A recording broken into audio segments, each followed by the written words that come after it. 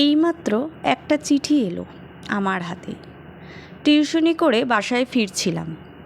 গেটে ঢুকতেই সিকিউরিটি চিঠিটা হাতে ধরিয়ে দিল।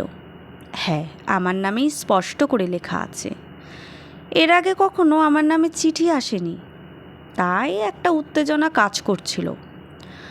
ঘরে ঢুকে তড়িঘড়ি করে রুমে গিয়ে চিঠির খামটা এক টানে ছিঁড়ে ফেললাম। একটা ডিভোর্স লেটার। প্রথমে ভেবেছি ভুল করে এসেছে, পরে ডিটেল পড়ে হাত পা অবশ হতে শুরু করলো। অর্ণবের কাছ থেকে আসা এটা। এক ছাদের নিচে থেকেও কখনো বুঝতে পারিনি এতটা কঠিন সিদ্ধান্ত নিচ্ছে অর্ণব মনে মনে।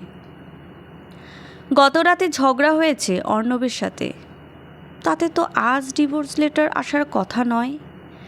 মানে আগের থেকেই পরিকল্পনা করা ছিল। স্বাভাবিক থাকার আপ্রাণ চেষ্টাটা ব্যর্থ করে বারবার আমার চোখ ঝাপসা হয়ে আসছে। কোলে বড় বাচ্চাটা, যার বয়স 3.5 বছর, অনেকক্ষণ ধরে বাবা বাবা করছে। ছোটটার বয়স 7.5 মাস। কি করব আমি? কিভাবে এত বড় ঝড় সামাল দেব? কাকে বলবো, কি বলবো? এর কি কোনো সমাধান আছে? শাশুড়িকে ফোন দিতেই ফোনটা কেটে দিলেন। হয়তো শ্বশুর কিছুটা পক্ষে কথা বলবে ভেবে তাকেও ফোন দিয়েছিলাম, তিনিও কিছু বলতে পারবে না বলে রেখে দিলেন। অর্ণবের ফোন বন্ধ। দুটো বাচ্চা নিয়ে আমি কোথায় যাব? বাবার বাড়ি? কিভাবে যাব? আমার বাবা মা দুজনেই রাখতে ভাই হিমশিম খাচ্ছে। আর্থিক সংকট না হলেও মানসিক সংকট তো আছেই। তার ওপর আমি গেলে কিভাবে মেনে নেবে তারা? শ্বশুর শাশুড়িকে সহনশীল মনে হলো না, তবুও সিদ্ধান্ত ফাইনাল, সেখানেই যাব। আজ 15 দিন হয়ে গেল, অর্ণবের কোনো খবর নেই। শ্বশুরবাড়ি এসেছি, কিন্তু তারা মুখে তালা দিয়ে চলেছেন। মাকে জানাতে চাইনি, কিন্তু মা বারবার ফোন করে কি হয়েছে জানতে চাইছেন। কেন শ্বশুরবাড়ি আছি, ঢাকায় কেন যাচ্ছি না, চাকরি বা টিউশনি ছেড়ে এতদিন কেন পড়ে আছি, এই সব জানতে চাওয়ায় বলে দিয়েছিলাম। হু হু করে কেঁদে উঠলেন, তাই ফোনটা রেখে দিয়েছি। আশেপাশে কানাঘুষো চলছে অর্ণব নাকি তার কোন এক ছাত্রীকে বিয়ে করবে বা করেছে। আমার শরীর জ্বলছে। আলমারি খুলে কাবিননামা বের করে অর্ণবের নামে জিডি করব, খরপোশ চাইব। কথা বুঝে ফেলেছে শাশুড়ি, তাই খুব রাগারাগি করে গেলেন। আমি পাত্তা দিইনি। কাবিননামা খুঁজে পাচ্ছি না, নিশ্চয়ই এটাও পরিকল্পিত।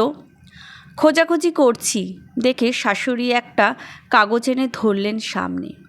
এটা খুঁজছো তো, তাই না? কি এটা?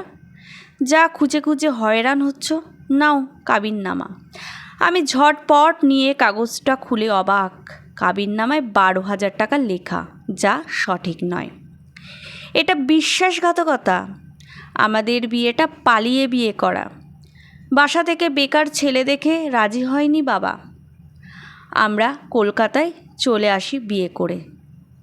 আমি স্পষ্ট মনে আছে আমার, ওর বন্ধুকে দিয়ে কাজী আনা হয় এবং 50,000 টাকা কাবিননামা লেখা হয়, কিন্তু এখানে মাত্র 12,000 টাকা লেখা।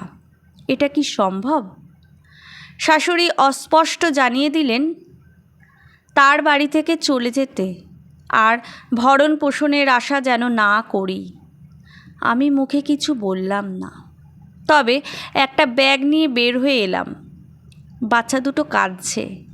বড় বাচ্চাটা দৌড়ে আসে, কাছে আসতেই আলতো ধাক্কা দিয়ে সরিয়ে দিলাম। বুকে পাথর চাপা দিয়ে মায়ের বাড়ি এলাম, কাছাকাছি বাড়ি। মা খুব কাঁদছে। সকাল হতেই বের হলাম কলকাতার উদ্দেশ্যে। বিয়ের পর আমি আমার ছাত্রীর এক বাবাকে বলে একটা প্রাইভেট কলেজে চাকরির ব্যবস্থা করে দিয়েছিলাম অর্ণবকে। সেখানে গিয়ে বিস্তারিত জানলাম। অর্ণবের চাকরিটা আগে খেতে হবে, ওকে আর্থিকভাবে পঙ্গু করে সাজা দেব, প্রতিজ্ঞাবদ্ধ হলাম। তিনি আশ্বাস দিলেন। আমি সেই আশ্বাসের ওপর বিশ্বাস রেখে গেলাম ভিকটিম সাপোর্ট কেন্দ্রে। তারা যথেষ্ট সাপোর্ট দিয়ে আমাকে একটি মামলা করতে বললেন। আমি আমার বাসার সব দামি জিনিসপত্র সরিয়ে ফেললাম, কারণ ওর কাছেও ডুপ্লিকেট চাবি আছে ঘরের। সিকিউরিটি সহ বাড়িওয়ালাকে জানালাম তার কৃতকর্মের কথা। তারাও আমাকে আশ্বাস দিলেন কোনোভাবেই এখানে ঢুকতে দেব না তাকে। একটা ফোন এলো, আপনার স্বামীকে চাকরিচ্যুত করা হয়েছে। বিশ্বস্ত একজনকে দিয়ে ওর ছাত্রীর ফোন নম্বর কালেক্ট করেছি। একটা মেসেজ দেওয়া উচিত, লিখলাম। আমি জানি খুব শীঘ্রই তোমাদের আলাদা হতে হবে, কারণ তোমাকে ভরণ পোষণ করার মতো কোনো সাধ্য নেই ওর। ওর চাকরি চলে গেছে। আর মনে রেখো, ও আমাকেও এভাবে পাগল হয়ে বিয়ে করেছিল। ওর সন্তানদের অভিশাপ নিয়ে তুমি কখনো সুখী হবে না। রিপ্লাই আসলো, সন্তান? কে আপনি? আমি আমাদের একটা অন্তরঙ্গের ছবি পাঠিয়ে দিলাম, সাথে আমাদের বাচ্চা দুটোর ছবি। কিছুক্ষণ পরে একটা ফোন এলো ভিকটিম সাপোর্ট কেন্দ্র থেকে। আপনার কাজ হয়ে গেছে, আগামীকাল থেকে আমাদের কাজ শুরু। আপনি ভয় পাবেন না, আমরা সাথে আছি। শ্বশুরবাড়ি থেকে ফোন আসলো, তুমি ফিরে এসো, তোমাকে আমরা মেনে নেব। বাচ্চাগুলোকে নিয়ে যাও, আর পারছি না। না মা, আপনাদের নাতি নাতনি, আর আমার তো ওদেরকে ভরণ পোষণের সামর্থ্য নেই, কীভাবে আনবো বলেন? তাছাড়া আমি তো এখানে ওদের বাসায় একা রেখে কিছু করতেও পারবো না, তাই না? ওরা আপনার কাছেই থাকুক। আপনার ছেলেকে বলেন ওদের নিয়ে যেতে। আমি এক নিঃশ্বাসে কথাগুলো বলে ফোনটা কেটে চিৎকার করে কাঁদলাম। আমার বুক ভারী হয়ে আছে, অথচ আমার দুধের সন্তান না খেয়ে আছে। তবুও আমাকে ওদের জন্য ওদের ছেড়ে আরও কিছুদিন থাকতে হবে। ওদের অধিকার আদায় করে তারপর আমি ওদের নিয়ে আসব, আমার বুকের ভেতরে গুজে রাখবো।